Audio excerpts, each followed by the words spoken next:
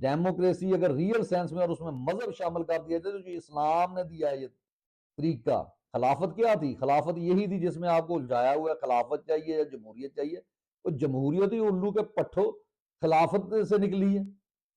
हाँ, उसमें जो चीजें कम कर दी हैं अंग्रेजों ने, उनको तरफ हमने देखना है कि क्योंकि जमहूरियत जब होती है वो तमाम दुनिया के लिए होती है, आपने इमामत करनी होती है पूरी दुनिया की।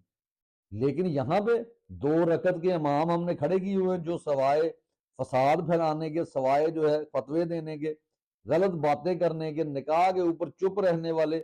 और आज तक जितने धरने दिए, इनको कोई नबी सल्लल्लाहु अलैहि वसल्लम से मोहब्बत छोड़ दें तो यहाँ पे चर्च के सिगरेट पीकर उल्लू के पट्टे जो है वो जनाब ईद मिलाद नबी पे पहुंचे होते हैं, डांस हो रहा होता है। तो ये वो लोग हैं जिन्होंने सवाए सिर्फ अपनी रोटी कमाने के लिए और किन के कहने पे, ईस्ट इंडिया कंपनी के कहने पे कि